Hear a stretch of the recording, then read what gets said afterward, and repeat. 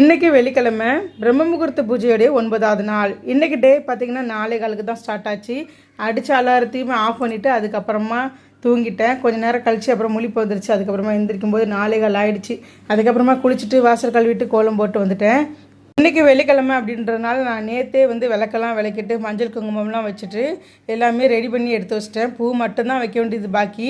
அதனால் எந்திரிச்ச உடனே பூவெல்லாம் வச்சுட்டு பிரம்ம முகூர்த்த பூஜை பண்ணுற விளக்குலையுமே பூவால் அலங்கரிச்சுட்டு திரி போட்டு எண்ணெய் ஊற்றி அதுவுமே ரெடி பண்ணி வச்சுட்டேன். நேற்று வெத்தலைப்பாக்கு பழம் எல்லாம் வாங்க மறந்துட்டேன். அதனால் இன்றைக்கி சாமிக்கு நாட்டு சக்கரை போட்டு பால் காய்ச்சி அதே நெய்வேத்தியமாக வச்சாச்சு. இன்றைக்கி வெள்ளிக்கிழமை அப்படின்றதுனால இன்றைக்கி பஞ்சகவிய விளக்கில் நெய் ஊற்றி திரி போட்டு இன்றைக்கி விளக்கேற்றினாங்க. வெள்ளிக்கிழமை இந்த மாதிரி பிரம்ம முகூர்த்தத்தில் பஞ்சகவிய விளக்கேற்றுறது ரொம்ப விசேஷமானது. நீங்களுமே ட்ரை பண்ணி பாருங்கள். வேலை எல்லாமே நான் ஏற்கனவே ரெடி பண்ணி வச்சுருந்தனால இன்றைக்கி லேட்டாக எழுந்திரிச்சா கூட ஒரு 5 மணிக்கெல்லாமே சாமி கும்பிட்டுட்டேன்.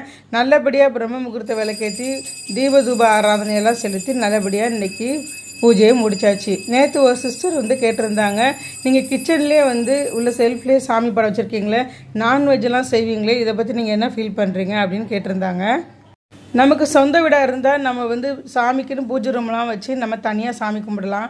நம்ம இருக்கிறது வாடகை வீடு. நமக்கு எங்கே இடம் கிடைக்குதோ அந்த இடத்துல சுத்தமாக வச்சுக்கிட்டு சாமி கும்பிட வேண்டியது தான். இதுதான் என்னுடைய கருத்து.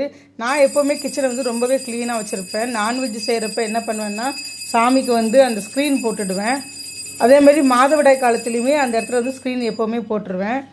என்னை பொறுத்த வரைக்குமே கடவுளுக்கு நம்மளுடைய நிலைமை தெரியும். அதனால் எந்த இடம் அப்படின்றது ஒன்றும் இல்லை. எங்கே இருந்தாலுமே நம்ம அந்த இடத்த சுத்தமாக வச்சுட்டு சாமி கும்பிட்டா கண்டிப்பாக ஏற்றுக்குவாங்கன்ற நம்பிக்கை எனக்கு இருக்குதுங்க. இன்றைக்கி பிரம்ம முகூர்த்த பூஜை பண்ணுற எல்லோருடைய வேண்டுதலையுமே கடவுள் நிறைவேற்றி கொடுக்கணும் அப்படின்னு நான் கடவுள்கிட்ட மனசார வேண்டிக்கிறேன். இந்த வீடியோ பிடிச்சா லைக் பண்ணுங்கள். நம்ம சேனலை மறக்காமல் சப்ஸ்கிரைப் பண்ணி சப்போர்ட் பண்ணுங்கள். நாளைக்கு பார்க்கலாம்.